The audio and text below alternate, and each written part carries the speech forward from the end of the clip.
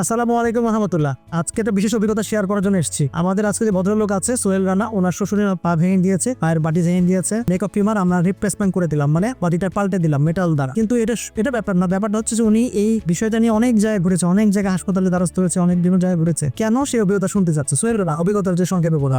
অভিজ্ঞতাটা এখানে বলতে গেলে যে যখন হার্টটা ভাঙার পর যখন আমরা ডক্টরের শরণাপন্ন করি, তারা তো বলে যে হার্টের সমস্যা আছে, তাদেরকে যে লেভেলটা থাকতে হয় হার্ট ব্যাক করার জন্য অ্যানেস্থেশিয়া তারা ইউজ করতে পারবে না। তো এই কথা বলে আমাদেরকে ডিলে করে এবং আমরা বিভিন্ন হসপিটালে আমরা যাই, তারা পেশেন্টকে অ্যাডমিট করতেও তারা সাহস পাচ্ছে আমাদের এই মুহূর্তে তারা কিভাবে অপারেশন করবে। দেন আমরা ডক্টর জিলুর রহমান রনি স্যারের কাছে আসি, ওনার পরামর্শে ওনার টিম কাজ করে। ইভেন তারা আমাকে সাহস দেয় যে এটা পসিবল। আর সেই পরিপ্রেক্ষিতে আজকে আমাদের অপারেশনটা হয়েছে এবং আলহামদুলিল্লাহ সাকসেসফুল হয়েছে। ধন্যবাদ সবাইকে, ধন্যবাদ। এটা বলার উদ্দেশ্য হচ্ছে অনেক সময় দেখা যায় হার্টের প্রবলেম হলে রোগীর অ্যাটেন্ডেন্স ভয় পায়, রোগীর লোকজন ভয় পায় যেটা অপারেশন করা সম্ভব হবে কিনা, তারা পিছিয়ে যায়, এটা সম্ভব কিনা, ডায়াবেটিস, প্রেশার, আসলে কোনো কিছু অসম্ভব না। আমাদের মেডিকেল সায়েন্সে যে ভাগ করা আছে, যারা খারাপ রোগী হলে অনেক সময় হার্টের পাম্প অনেক কম থাকে, সেই রোগের সমাধান আছে। যার হার্টের সমস্যা বা যার প্রেশারের সমস্যা, তার কি অপারেশন হবে না? ডেফিনেটলি হবে, সেটা প্রতিকার আছে। আমাদের ফুল টিম আমরা মিলে বসেছি, সিদ্ধান্ত নিয়েছে আমরা করবো ইনশাল্লাহ। আল্লাহ তাআলা আমাদের দিকে চোখটা তুলে তাকিয়েছেন, অপারেশনটা ভালো হয়েছে। ইনশাল্লাহ কালকে থেকে বা পরশুদিন থেকে সে